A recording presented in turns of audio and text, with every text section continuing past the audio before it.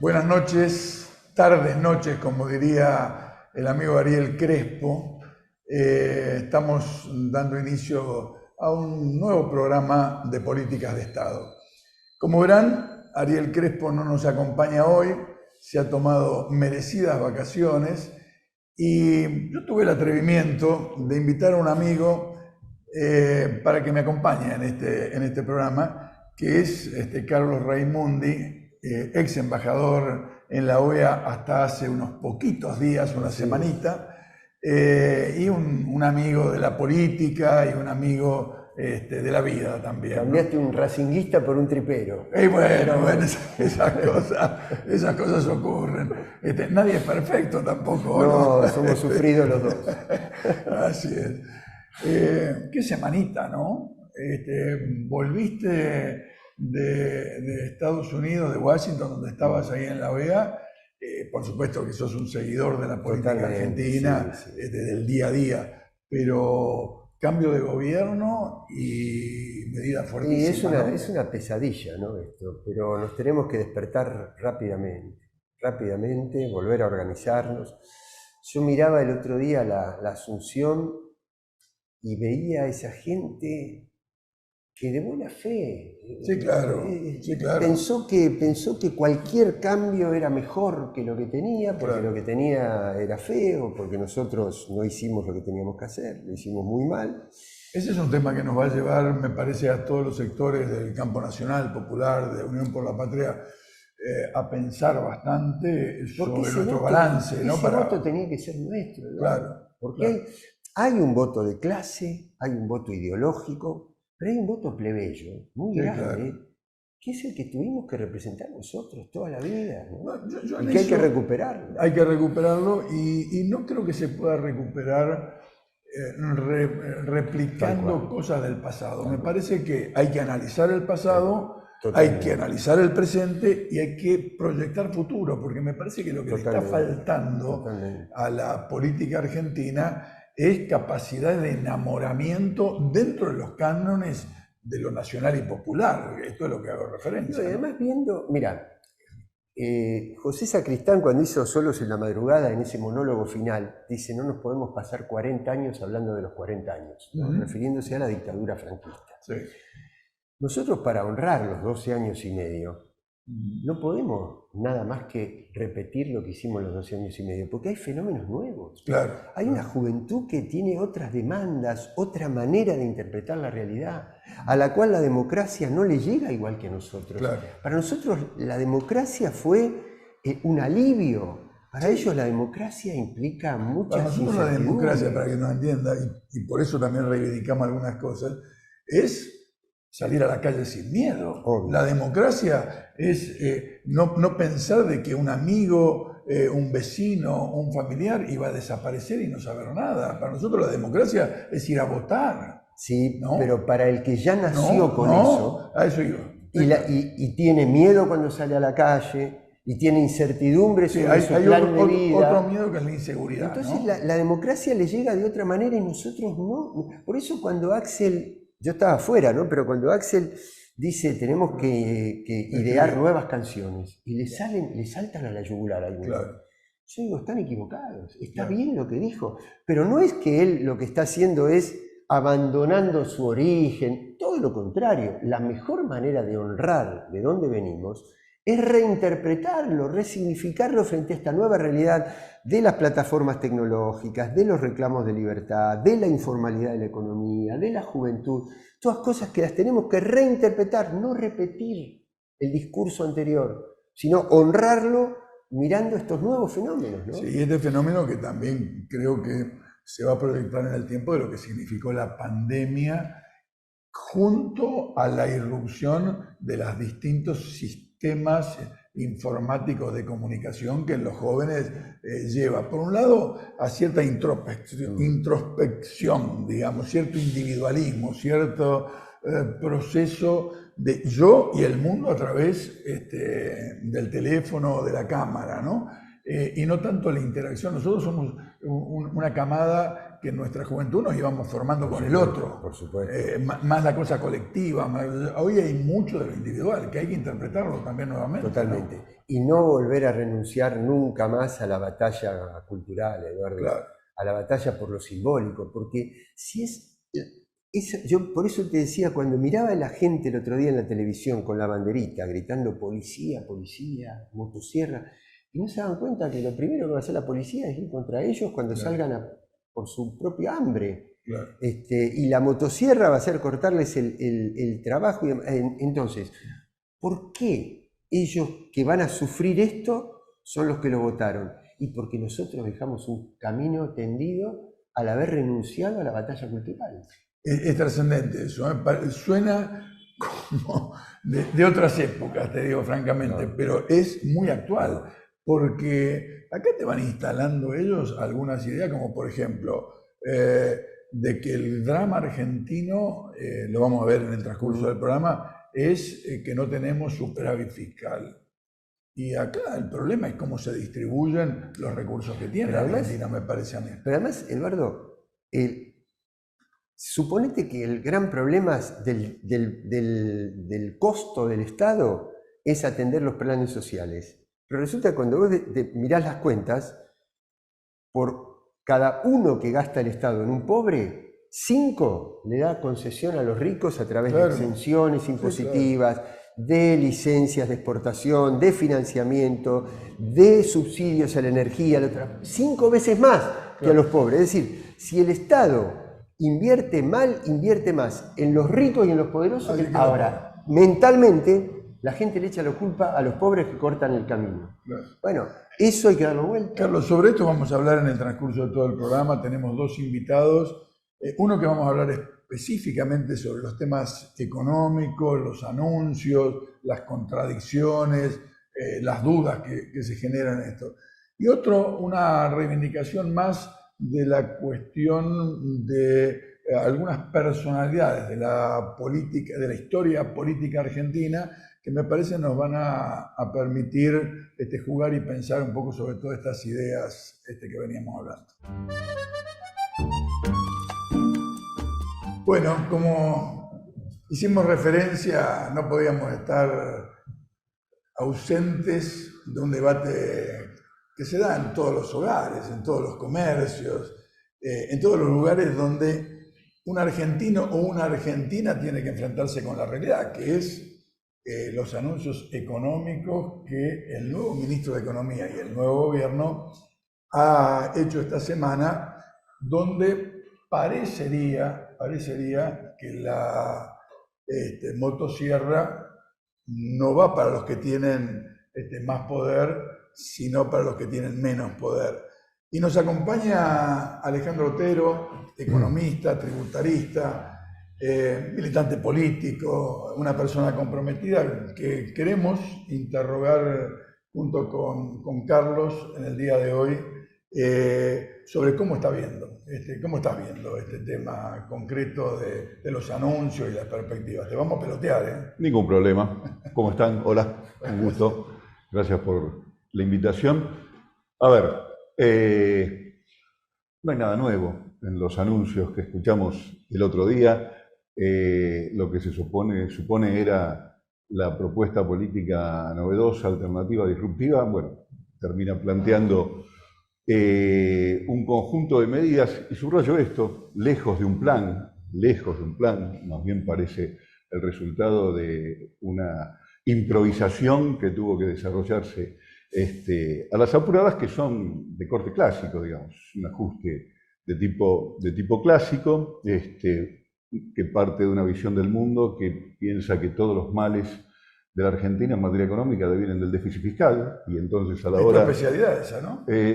Sí, para mí no había nada nuevo ni nada original, porque es como una clase básica de finanzas públicas para una mirada del mundo, digamos, ¿no? De todo ese tiempo que el ministro Caputo dedicó a explicarnos una banalidad para justificar después una serie de medidas, es algo muy, muy conocido, pero así como es conocido ese ajuste clásico, que nunca ha dado resultado en la Argentina, el resultado esperado en materia de estabilización de precios, también es muy sabido que genera ganadores y perdedores de inmediato, y eso es lo que está claro, digo.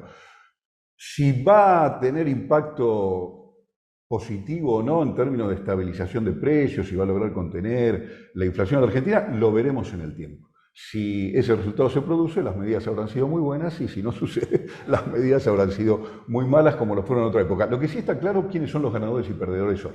Entonces, en ese sentido, las medidas que se anunciaron el otro día, más algunas que aparecieron después, claro, muestran muy claramente que hay ganadores netos. Los sectores vinculados al comercio exterior, exportadores e importadores, con distintas medidas, han sido muy beneficiados. ¿Por el manejo de las retenciones? No, claramente la devaluación, que es el corazón de las medidas, la devaluación supone una transferencia de ingresos fenomenal a los exportadores, que hacía tiempo venían extorsionando al gobierno anterior, buscando una mejor diferencia en términos de peso por cada uno de los dólares que tenían para liquidar. Ahora, bueno, la devaluación del 116% le implica una más que duplicación de su ingreso en pesos por cada dólar que reciben por sus exportaciones. Ahí tenés un ganador. Segundo ganador, los importadores, en una medida que se anunció después, para decirlo rápido, en algo que se parece a lo que fue el proceso de paz que hizo Cavallo al final de la dictadura en el 82-83, acá se le está vendiendo a precio de hoy dólares a los importadores que se le van a entregar mañana, cuando seguramente el dólar en términos de pesos, dada lo que se ha anunciado la liberalización en materia cambiaria, va a tener un valor posterior. Así que lo están comprando barato respecto del futuro, cuando lo van a recibir. ¿Quién se va a hacer cargo de esa diferencia? Claramente el sector público. Ahí parece que no hay problema con los subsidios. Ese subsidio no parece ser cuestionado. Y el tercer ganador son los acreedores. Cuando el ministro habla de déficit cero, fíjate que habla de déficit financiero, esto por ahí es un tecnicismo, pero cuando se habla del déficit financiero es la última línea, es decir, es el déficit o el superávit o el equilibrio que queda, incluido los pagos de la deuda. Es decir, que cuando él va a déficit cero está diciendo que se va a pagar la deuda en un todo. Entonces acá, estos tres sectores son claramente beneficiados y no se le pide ningún sacrificio. Nada se le pide a los exportadores, nada se le pide a los importadores, y de reestructurar la deuda o algo que se le parezca, no se ha hablado una sola palabra. Por el otro lado, tenemos claramente que para los trabajadores no hay ningún anuncio, para los jubilados se verá, un poquito para quienes reciben ¿Cómo tomas el tema que, por ejemplo, el Fondo Monetario parece no termina de hablar el ministro y ya sale con declaraciones apoyando las medidas? No hay duda, digamos, para ello. No hay duda de que el tema estaba conversado, y no hay duda de que el Fondo Monetario va a apoyar una serie de medidas de esta naturaleza, porque va muy en línea con lo que es su decálogo histórico. Yo soy muy mal pensado, no sé si porque soy un zurdito viejo, pero bueno, un viejo zurdito, qué sé yo. Dos maneras de ser mal pensado. El fondo se pone contento, la verdad. Me preocupo. Claro, me pongo loco. Porque... Bueno, pero esto que decir ratifica lo que digo. Es decir, el fondo se pone contento porque estas medidas tienden a liberar recursos para conseguir los dólares para pagarle la deuda y los compromisos tal como se han establecido, y más porque, insisto, no hubo ningún anuncio que fuera en la línea de revisar lo acordado con el fondo, como si ya lo había anunciado el candidato perdedor, digamos, que eso iba a ser parte de las cuestiones. Entonces, parece que ahí no sorprende que el fondo haya salido a aplaudir las medidas. Fíjate que una de las medidas que se anuncia, aunque después se la relativizó un poco y ahora estamos por saber cuál es la dosis, tiene que ver con la liberación de tarifas y la eliminación de subsidios, ¿no? Pero eso te iba a preguntar, sumar el aumento del precio de los combustibles. Absolutamente, claro. 37%. Fui a cargar nafta ayer, te puedo decir perfectamente. No es por 2 en la nafta, es por 3 lo que cuesta llenar el tanque desde la semana pasada ahora, en una serie de incrementos que ya se vienen dando, ¿no? Digámoslo, el índice de inflación de diciembre que se anunció el otro día, que ahora pasa a la historia y es una foto sepia, 12 y pico, 160 de inflación anual. Bueno, en gran medida tiene que ver con incrementos de los combustibles que se venían registrando. Así que, insisto, medidas clásicas al paladar del Fondo Monetario, ninguna buena noticia en el presente para el pueblo argentino, la mayoría del pueblo argentino. Si esto da resultados en su futuro, bueno, no, lo que pasa es que, Alejandro, una cosa es cierto, como vos decías, ecualizar los precios internos a los precios internacionales de las cuestiones fundamentales, transporte, energía, combustible. Perfecto. Suponete que se logre eso. Pero se logra al precio de que vos mandaste al tacho es decir, vos cristalizaste una estructura social de empobrecimiento estructural de la... Interrumpirte ahí porque naturalizamos eso. ¿Por qué la Argentina tiene que ecualizar los precios a nivel internacional? No, pero sí, digo, porque esto siempre me hace acordar la famosa carta de Walsh a la dictadura, lo cita a Celedonio Pereda. Celedonio Pereda, yo que también soy viejito, recuerdo, la gente ni sabe quién es. Celedonio Pereda era el presidente de la sociedad rural al momento del golpe militar del 76. ¿Qué decía desafiante Celedonio Pereda a la sociedad de aquel momento? Él decía, ¿y quién dijo que en la Argentina los alimentos tienen que ser baratos? ¿No? Y esa idea, esa lógica que viene en realidad de antes, del fondo de la historia en la Argentina, es una idea que se parece naturalizarse, que en la Argentina tenemos que pagar los precios internacionales. No, señores, es al revés. Nosotros producimos esos bienes que son muy valiosos a nivel internacional, los alimentos y la energía, en pesos. En costos en pesos. ¿Por qué lo tenemos? Lo producimos nosotros. Entonces, ¿por qué nosotros, lo que es una desgracia para el mundo, que aumenten los alimentos, ¿no? En Europa, es un beneficio. O debiera serlo. No se notó. No se notó. Y además, bueno, en última instancia, yo le concedería a esa afirmación si vos ecualizás los salarios también. Bueno, claro, si fuera una cosa... cosa... salario internacional, entonces... Bueno, ¿por qué, Carlos, por qué la propuesta de dolarización siempre fracasa en la Argentina? ¿Por qué? Y yo, por supuesto, no estoy de acuerdo para nada con eso, pero ¿por qué fracasa? Porque para los sectores dominantes en la Argentina, la dolarización implica congelar la situación de única vez. Pero la posibilidad de arbitrar en la moneda entre el dólar en una economía bimonetaria como la nuestra les da cada tanto una transferencia fenomenal de beneficios a sus manos. Entonces, este tipo de medidas, la que vimos el Rodrigazo con las devaluaciones, todas las maxi devaluaciones que han traído lo que se llama crisis, porque lo que es crisis para la mayoría es beneficio para uno poco, es mucho más negocio que la dolarización que congela una situación a futuro. Entonces, este esquema de arbitrar con la moneda les viene al pelo. ¿Y por qué sucede eso? Y déjame introducir otro tema del que se habla poco. Porque en nuestra economía bimonetaria, la oferta de dólares o de divisas está en manos privadas. El Estado no participa en eso. Y esto es fenomenal. Eduardo, vos lo sabés perfectamente. En América Latina, todos los países exportadores de recursos naturales, de alguna manera el Estado captura una parte de esas exportaciones a través de una empresa. El Chile de Pinochet no privatizó el cobre. El petróleo en Ecuador, México, Brasil, son empresas estatales que en las exportaciones apropian una parte y manejan una parte de la oferta de divisas en su interior. La Argentina no tiene nada. Ha ido perdiendo a lo largo de la historia esa posibilidad que tuvo de las juntas reguladoras en adelante. Entonces, ese es un tema que hay una manera de ver el mundo, cómo funciona el mundo económico en la Argentina, que pone el énfasis en el déficit fiscal. Es lo que escuchamos el otro día, no es mi caso. Yo soy de los que piensa que el problema estructural de Argentina tiene que ver con esto que gusta llamarse la restricción externa, que es esta falta de dólares, que no es que en la Argentina falten dólares, sino que los dólares son apropiados de manera privada por un grupo muy concentrado que hace un juego extorsivo contra la sociedad argentina desde el origen de la historia.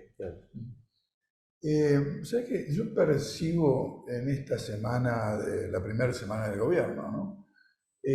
Un nivel de tristeza en los sectores populares, con los poquitos que uno toma contacto, pero a mí me gusta ir a hacer las compras, ir a la estación de servicio, hablar con el tipo que te pone el combustible. Un nivel de tristeza, porque la verdad, uno de cada dos de los que uno habla, o un poquito más de uno de cada dos de los que habla, votó por Milei.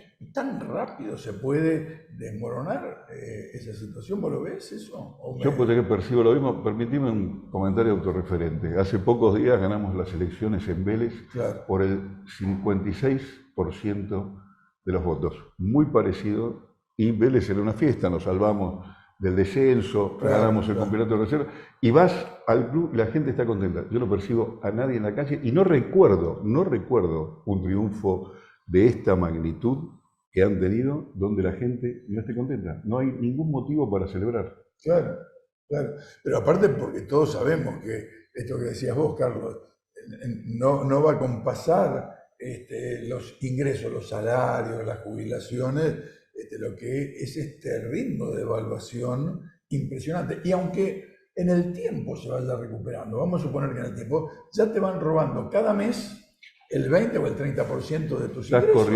Estás corriendo de atrás, por lejos. Yo me acuerdo que con la inflación, incluso que tuvimos en el gobierno anterior, hablaba con un dirigente sindical y decía, nos están sacando un salario en el año.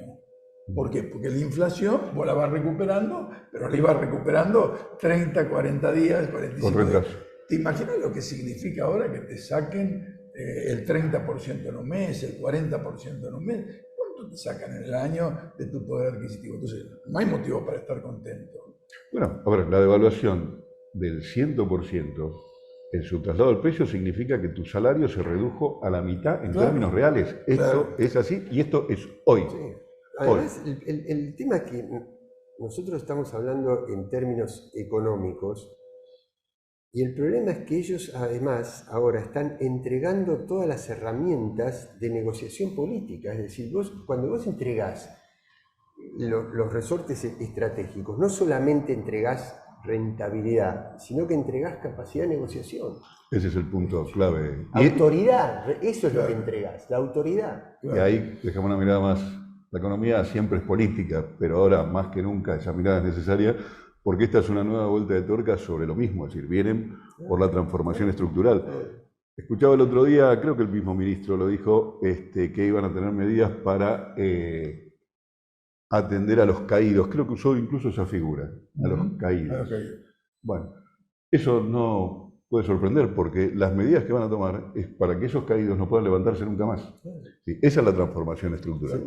Cuando empecemos a ver las medidas que supongan transferencia de stock de riqueza, ya no de flujos, como es, ¿no? De stock de riqueza, el fondo de garantía, lo que suceda con el litio y demás, bueno, ahí vamos a ver que va a ser muy difícil después contar, como decías vos, con las herramientas que permiten construir una sociedad más justa. Es una contradicción enorme que este año que viene vamos a tener ingresos extraordinarios en materia, digamos, no vamos a tener que pagar gas porque vamos a autosustentar. Viene una cosecha récord con buenos precios internacionales.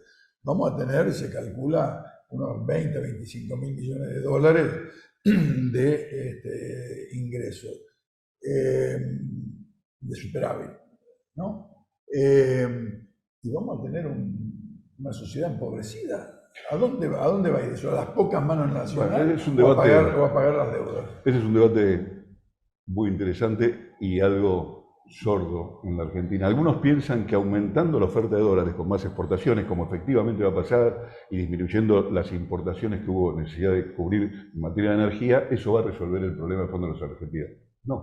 No necesariamente, porque eso puede beneficiar a los acreedores y a un grupo reducido de exportadores. Si no hay medidas que garantice que eso se vuelva de manera redistributiva en una mejora de las condiciones materiales de vida del conjunto, por sí solo el mercado no va a generar eso. No va a generar eso. Así que perfectamente una mayor o un incremento importante de las exportaciones, como ya sucedió en los últimos años, puede significar un poco más de concentración y un poco más de bienestar, solo para unos pocos. Sí, además todos los anuncios de privatización, de empresas y demás, no solamente te transfieren la renta económica, sino que te obligan a asimilar la jurisdicción internacional, ¿no? Es decir, para que mañana vos cualquier controversia o cualquier intento que tengas de recuperación de eso tengas que acudir a tribunales internacionales. Por eso yo creo que es muy importante, como conducción política en este momento, es trabajar sobre los gobernadores que inciden sobre los senadores y los diputados, y sobre los diputados propios, de que ya tienen que poner en tela de juicio. Porque, ¿no? Es decir, ellos se apoyan en una legitimidad muy grande, 56%. Caramba, claro. Ahí, claro. Claro, no hay tenés cómo. discusión. Ahora, institucionalmente, en el Parlamento, ponerle todos los obstáculos posibles. Nosotros no deberíamos repetir lo que hicimos entre diciembre de 2015 y 2016, que se les entregaron mayorías parlamentarias con diputados que habían sido votados en nuestras propias listas. Esa unidad, esa cohesión, yo creo que es una tarea muy importante para poner algún obstáculo que se pueda, el que se pueda poner, ¿no? Porque la verdad que la legitimidad que tienen es muy grande. Claro, es así. Y el obstáculo que le tiene que poner la gente en la calle, movilizada, organizadamente, sin ser carne de cañón, porque ese es el otro peligro, ¿no? Cuando juntas gente desesperada y Patricia Bullrich de ministra de Seguridad, y la verdad lo que no tenemos que ser es carne de cañón de eso. Gracias. No sé si agradecerte este panorama. Al revés, yo les agradezco porque eso. coincido con Carlos que digo, es un tiempo para reflexionar y requiere que seamos muy inteligentes. Muy inteligentes. Y mucha templanza. Así es. Bueno, muchísimas gracias. A ustedes. Alejandro. Gracias, un gusto. La vamos a seguir porque este año va a ser Cuando picantito quiera. en materia económica, me parece. No nos va a dejar de dar motivos para hablar. Así es. Bueno, vamos a la pausa. Muchas gracias. Morón es más prevención. Ante cualquier emergencia, ahora podés pedir presencia de policía, SAME o bomberos con un solo clic. Descarga la aplicación Morón Alerta. No lo dudes. Morón Alerta. Municipio de Morón, corazón del oeste. Acompaña a Política de Estado. Puerto La Plata, un importante nodo logístico para los sistemas productivos de la región. Un puerto en continuo desarrollo.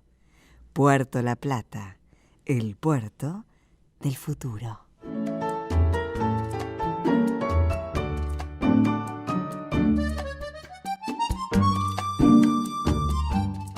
Bueno, para continuar con este programa, como habíamos adelantado en la introducción, nos acompaña una escritora que yo la empecé a conocer en los últimos días, Silvina Guzmán Suárez. La estoy descubriendo la cantidad de libros que ha hecho, muchos, ella no va a explicar, pero vinculado a acontecimientos históricos, políticos y a personajes, como Perón, como Evita, como Messi, bueno, hay Francisco, acá tenemos un pequeño despliegue de algunos de los libros. ¿Cómo te va, Silvina? Bien, muy bien. Si se podría decir, pero acá, gracias por invitarme. No, por favor. Es muy lindo para alguien que dedica el tiempo a escribir, poder mostrar sus obras y con orgullo, ¿no? Lógico. Vos sos una persona comprometida, aparte. Nadie escribe sobre Perón, sobre Evita, sobre Francisco, si no tiene un compromiso político de vida, ¿no? Entonces, me parece que vos combinás el tema de la escritura con un compromiso o un posicionamiento político, ¿no? Sí. Bueno, yo en realidad, mi primer libro fue Evita, La pasión de su vida, que tiene 2 ediciones agotadas, y la conocí a Evita en la facultad. Bueno, yo también soy un poco como que comencé a votar después de Alfonsín, así que mientras estuvo proscripto el peronismo, yo era niña y no conocía a Evita. Claro. La conocí estudiando porque soy de Jujuy, terminé el secundario, vine a la facultad y bueno, ahí un profesor nos habló sobre el peronismo, sobre Eva Perón, y inmediatamente comencé a indagar sobre su vida, a ir a lugares donde nació, a estar donde murió, donde trabajó, los lugares que recorrió, hablar con la gente que la había conocido, que en ese momento quedaban varias compañeras vivas, como Esther Cerrulla, Nélida de Miguel. Tengo una pregunta, el título, porque la verdad la obra más conocida con la que Evita de puño y letra deja su testimonio es La razón de mi vida. Y vos le ponés a tu libro La pasión de su vida. Sí. ¿Tuvo algo que ver eso? Sí, porque cuando me enamoré de la figura de Eva Perón con mucha admiración, fue con pasión, con mucha pasión, y ver la pasión que ella puso en esos 6 años que estuvo al lado de Perón con los humildes, con su pueblo, la energía, defendiendo a las mujeres, otorgando derechos, para proteger a los niños, a los ancianos, esa pasión que le ponía además a los discursos, ¿no? Para mí, yo sentí, no sé, Carlos, y vos, para mí Evita es como la transgresión del statu quo en una época determinada. Es alguien que rompe con lo que puede hacer, llamarle una primera dama, como se llamaría antes, digamos, un acompañamiento. Claro. No era solo acompañamiento. No, ella inmediatamente se puso a trabajar para el pueblo, o sea, fue la primera ministra de Acción Social sin cartera, fue la primera dama que laburó al lado de un presidente, y mucho. Y por otro lado, cuando ella irrumpe en la historia, venía del teatro, ya estaba triunfando, y también fue su primer renunciamiento, ¿no? Renunciar a su pasión, a lo que ella amaba y soñaba. Cuando vino de Junín y le dijo a la madre, me voy a triunfar a Buenos Aires, después vuelvo. Y después conoce a Perón, se enamora de la causa, se pone a luchar en esa causa, se manifiesta con él, y bueno, y ahí quedó en la lucha. Te cuento una anécdota muy pequeña. En el Ministerio de Colonias, que es la OEA, el Ministerio de Colonias de los Estados Unidos, sí. Nosotros logramos, se inaugura un salón de las heroínas, porque eran todos hombres los que estaban allí, los bustos eran todos de hombres. Y una de las primeras obras es un cuadro de Evita, que en lugar de ser un retrato, como es el de otros países, se llama Volveré y seré millones. Entonces está el retrato de Evita, pero junto a muchísimas mujeres, ¿no? Y la dejamos a Evita permanente en el Ministerio de Colonia de los Estados Unidos. La luchadora contra el imperio está ahí, en el medio de la sede del imperio. Pero hay una cosa que les conmueve a todas las personas que no son argentinas, que obviamente conocen a Evita, pero lo que no pueden creer es que todo lo que hizo, lo hizo antes de los 33 años. Claro. Y en 6 años. Por eso. Y en 6 años. A mí me llamó la atención cuando mi primer libro se agotó. Y fue un orgullo ese libro. ¿Por qué se agota el libro? Porque en el inicio, cuando comienzo el libro, yo lo comienzo en el cementerio, haciéndole entrevistas a todos los turistas que llegan, por eso, llegan y van a la tumba de Eva Perón. Entonces me paré y comencé con mi grabador a preguntar por qué. Y la aman y la admiran y la estudian. Y nosotros en la facultad no la estudiábamos. En el secundario no se estudia a lo que fue esta mujer, la impronta de Evita. Bueno, pero la verdad que eso que no se estudie ya debería estar superado después de tantos años, pero la proscripción del peronismo, la forma de perseguir al peronismo del 55 al 72, 73, digamos, ha marcado también una parte importante de la historia argentina y de las confrontaciones de distintos proyectos, modelos, que me parece no justifican, hacen entender por qué se la trata de ocultar o de disminuir en el rol que jugó Evita. Totalmente. Lo mismo en el tema de Perón, ¿no? Que es otra discusión. Nosotros, los argentinos, a mí me gusta mucho leer y sobre todo seguir a las personas. Yo ahora soy una seguidora del Papa Francisco. Nosotros los argentinos tenemos la gracia de, además de tener todos los recursos, tener un corazón enorme, de ser un país de tantas esa conjunción de etnias, ese abanico de etnias que tenemos, nosotros tenemos y le damos al mundo los mejores hijos de nuestra tierra que brillan. Una fue Evita Perón, bueno, el otro fue Perón, el otro Papa Francisco, Maradona, Messi.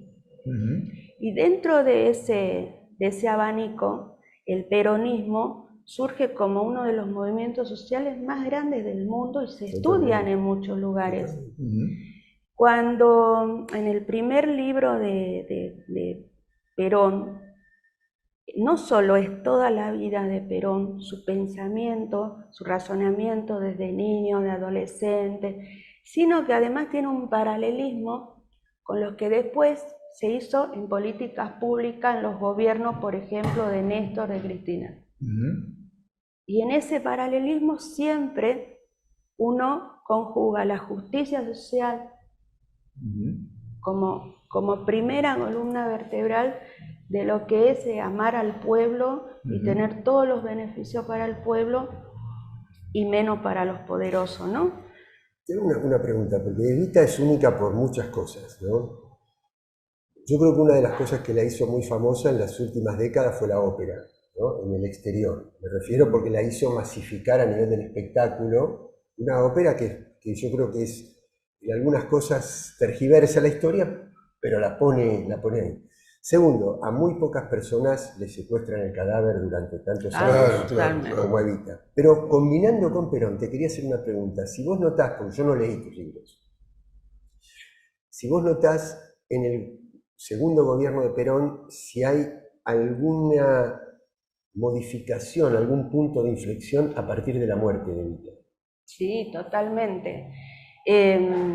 Sobre la muerte, la agonía de Evita, ya el viva el cáncer estigmatiza al peronismo y al pueblo. Ese es el primer latigazo de dolor que nos quedó. Luego, cuando secuestran el cadáver, bueno, el golpe a Perón, el bombardeo en la plaza, los niños muertos, eso ya es la antesala de la masacre que luego venía. O sea, el cuerpo de Evita no solo fue exiliado bajo otro nombre, en una tumba sin nombre, como dice este libro, y sin ninguna flor, estuvo tantos años, un cuerpo que fue mutilado, violado, cercenado, oculto, y que anduvo peregrinando sobre estas calles aledañas, Viamonte, Rodríguez Peña, tanto tiempo. Tanta hazaña una mujer se reflejó automáticamente en lo que luego fue la persecución a Perón, matar a Perón y todo lo que vino después. Ellos dicen, la oligarquía dice que el peronismo gobernó 70 años, no es cierto. Perón tuvo proscripto tanto tiempo y después es verdad que tuvimos en el medio, después de toda la dictadura militar, el gobierno de Alfonsín, a quien también la oligarquía no dejó gobernar. Después, bueno, tuvimos lo de Carlos Saúl, que mintió, dijo que iba a hacer una cosa, hizo otra cosa, fue la gran estafa al peronismo, que ninguno de mis libros dice una mentira, ninguno. Para eso consulto, busco. Me parece interesante de lo que estamos hablando, porque quizás si hay jóvenes que nos están viendo, quizás han escuchado, pero no tienen vivencia de lo que significa que del 55 al 73 prácticamente no se pudiese hablar de que uno era peronista, aunque lo sea, que los dirigentes sindicales no podían identificarse ni con la ideología ni con el partido. Y incluso poco antes de que Perón regrese al país, en la dictadura que teníamos, el comentario era: no le da el cuero para venir. Perón estaba grande, Perón estaba enfermo, pero le dio el cuero y nuevamente se fue recomponiendo el rol. Y te lo dice una persona que no es peronista, yo no soy peronista, pero reivindico como uno de los grandes movimientos históricos que ha marcado una impronta y que sigue marcando una impronta. Continúa, es perseguido, se reinventa, es estafado, tiene adentro agentes que obran en contra del peronismo. Claro. De hecho, los partidos justicialistas, los PJ en las provincias, son tomados por oligarcas también. O sea, es un movimiento, no es fácilmente infiltrable, como dice el expresidente Macri, pero sí hay gente que ha usado el escudo del PJ para ganar una elección y después desarrollar sus negocios y actividades, cada uno en particular. Pero como movimiento yo creo que es, disculpe, irrepetible, irrenunciable, incomparable. No hay ni va a haber otro movimiento como este. Yo soy peronista porque mi abuelita me hizo peronista a los 6 años. Cuando le pregunté, abría el ropero y besaba a una señora rubia, y digo, ¿quién es la señora rubia? Era Evita, y yo, Evita. Y la tenía escondida en el placar, sí, ¿no? Después llego a la facultad y conozco a Evita, y después le digo a mi abuela, digo, abuela, esa señora, sí, mamita, era Evita, pero no se podía hablar. Claro. Entonces digo, ese cariño que me dio la abuela, que recibió la máquina de coser, el triciclo, alimentar a sus hijos, una mujer sola, yo lo siento, pero sí respeto mucho lo que es el partido opositor nuestro, que es el radicalismo. Respeto mucho la figura de Irigoyen, de Elías, de Alfonsín, y escribí sobre Alfonsín, y estoy completamente orgullosa, no solo de eso, de lo que implica eso, sino escribir también sobre su santidad el Papa Francisco, ¿no? Con toda su impronta, que alguna vez se puso un escudo peronista después de leer La razón de mi vida. Yo te quería preguntar, por más que nos están haciendo señas, yo te quería preguntar, vos escribiste sobre Néstor Kirchner también. Néstor Kirchner es la, llamémosle, no sé si decir la reencarnación o la reinterpretación de Perón y de Evita en este siglo XXI, en tu opinión. Néstor Kirchner fue lo más parecido a Perón que tuvimos. Para mi opinión, fue el Perón del siglo XXI. También irrepetible. Te cuento una anécdota, tenemos medio minuto. Vos sabés que en la OEA donde a mí me tocó estar, la Santa Sede tiene un observador, que es un monseñor, muy cercano a Francisco. Entonces el tipo me dice, nosotros no terminamos de entender al peronismo, ¿viste lo que te dicen los doctores? Muy bien. Entonces, pero resulta que en un vuelo que hizo Francisco acá a América Latina, no sé si fue con los pueblos, con los movimientos sociales en Bolivia, se acerca una pareja en el avión y le dice, estamos muy enamorados, nos queremos casar. Pero ustedes no son casados, le dice Francisco. Sí, los casó. Bueno, entonces dice, ¿quieren casar? Bueno, pero este monseñor, que era mi par allá, era el que hizo el acta de casamiento en el vuelo. Mirá. Entonces me cuenta esa anécdota y yo le digo, monseñor, usted que no entendía el peronismo, eso es el peronismo. Eso es el peronismo. Hacer feliz a las personas. Y obviamente. Hacer feliz a las personas. Obviamente. Además nosotros tenemos en Francisco uno de los referentes más grandes de las religiones del mundo, ¿no? Como es la católica. Yo por él siento una admiración, un respeto. Estoy trabajando en otro libro de él que me está llevando todo el tiempo que... Acá lo tenemos a Francisco, uno de los libros, ¿no? Sí, uno de los libros.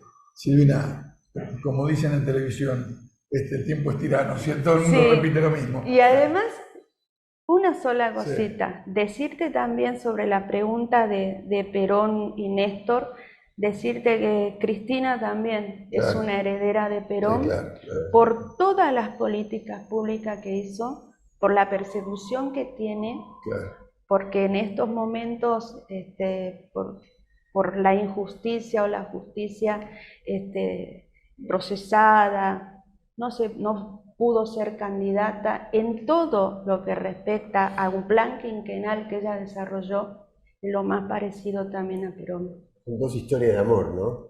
Perón y Evita dos y historias de amor, y que digamos que hay una cantidad mínima de la población que odia y que siente odio, ¿no? Yo no creo que ningún millonario tenga al lado una Evita o una Cristina. Gracias, Silvina. La verdad, lindísimo encuentro. Estamos casi terminando el año y está bueno seguramente que se piense en estos momentos de un poco más de tranquilidad. Si la política de este gobierno económico nos permite tener algún minuto de tranquilidad, que se piense un poco sobre estos movimientos y sobre estas experiencias históricas. Muchas gracias. Muchas gracias a ustedes y bueno, muchas gracias. Y por eso también estamos trabajando sobre el momento histórico de que empezamos a vivir hace 4 días. Ya comencé a trabajar, así que vamos a ver si no es otro volver en tiempos oscuros 2. Muy bien, gracias. Muchas gracias. Qué programita, ¿no? Tuvimos interesante para ver lo económico, más las cuestiones ideológicas, el movimiento nacional y popular. Buenísimo, buenísimo. Uno con un analista económico, además de economista, Alejandro, y el otro cómo lo popular entra a través del arte y de la estética también, no solamente de la cabeza y de la razón. Quería preguntarte, Carlos, después vamos a hacer algún programa más tranquilo, pero este fenómeno que estamos viviendo en la Argentina, ¿vos lo viste desde tu rol en la OEA, en Latinoamérica? Sí. ¿Hay un reverdecer de ideas de la derecha? Ultraderecha, totalmente, sí, es un fenómeno, no me atrevo a decir mundial, más bien occidental, Europa y América. Sí, hay una tendencia que tiene que ver con las nuevas formas de vida y sobre todo con el manejo de las plataformas, ¿no? Digitales, que te hacen creer que hay libertad de comunicación cuando lo que hay es en un vértice un grupo de empresas que manejan absolutamente todos los algoritmos. ¿Y para qué? Orientados a fragmentar, a deconstruir el sujeto social y a llevarte a soluciones cada vez más individualistas, cada vez más propias, cada vez más aisladas. Yo quizás en mi ingenuidad, ¿no? Yo veía, retrocede Bolsonaro, avanza Lula en Brasil. Argentina teníamos un gobierno débil, con contradicciones y demás, pero que uno lo podía ubicar dentro de lo nacional y popular. Un buen gobierno democrático, progre en Chile, un cambio en Colombia, me parece pero eso que... da para hablarlo. Vamos a hacer en un programa. En Estados Unidos está ganando Trump y ojo... ¿Ah, sí? Sí, pero además, ojo, porque Lula gana, pero es una victoria defensiva. Se tiene que aliar con mucha gente, inclusive hostil a él, para evitar el crecimiento de Bolsonaro.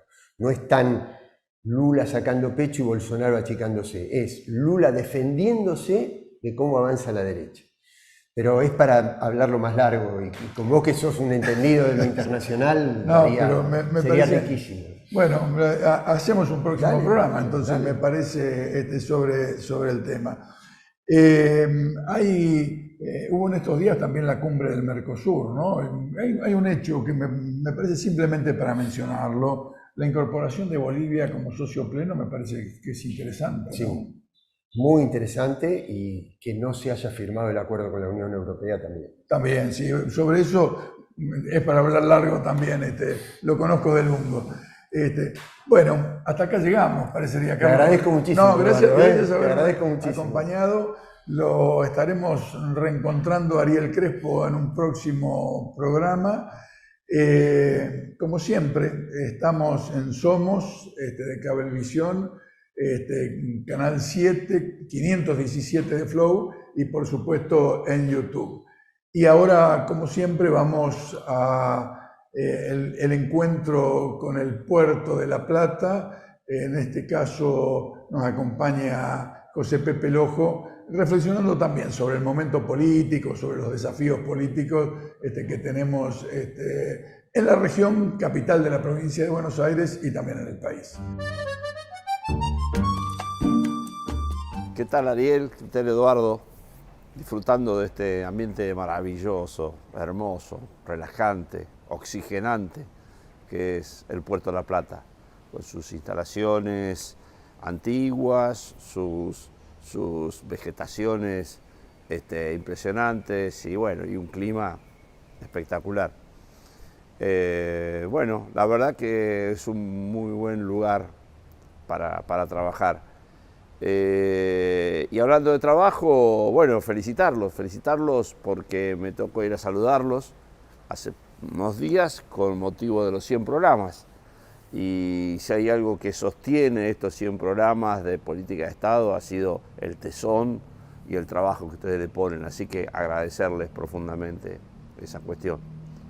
Y bueno, en un día brillante, con un cielo luminoso en lo climático y bueno, con importantes nubarrones en lo político, que bueno, nos tocará enfrentar, prepararnos para la tormenta que se viene, tratando de fortalecer nuestra nave para que bueno, pueda sobrellevarla con las menores dificultades. Tenemos muchísimo trabajo para hacer. Como ya hemos hablado, el sistema portuario argentino, el Puerto de la Plata, las vías navegables merecen de un tratamiento muy importante y muy profundo de política de Estado en función del bienestar y la soberanía de la nación. Bueno, en eso seguiremos trabajando y trataremos de fortalecer primero nuestra gestión. Por suerte la provincia de Buenos Aires confirma, reafirma y fortalece la línea que venimos trabajando y esperamos poder ser partícipes de eso en todo sentido y poder seguir colaborando para un mejor devenir de los puertos y de la logística y de las cargas. Y bueno, y veremos en qué modo lo podemos articular con Nación. Hay muchas cuestiones de los puertos que dependen de habilitaciones, reglamentaciones y de la política en definitiva que la Nación lleve adelante. Bueno, estaremos atentos, estaremos trabajando, estaremos tratando de fortalecer la posición de la provincia de Buenos Aires como una unidad productiva de mayor relevancia a nivel nacional, integrándonos con los intendentes de La Plata, de Berisso y de Ensenada, para que esta región sea una región ejemplo de desarrollo productivo y que podamos mostrarla para un futuro muy promisorio para los bonaerenses y para la República Argentina.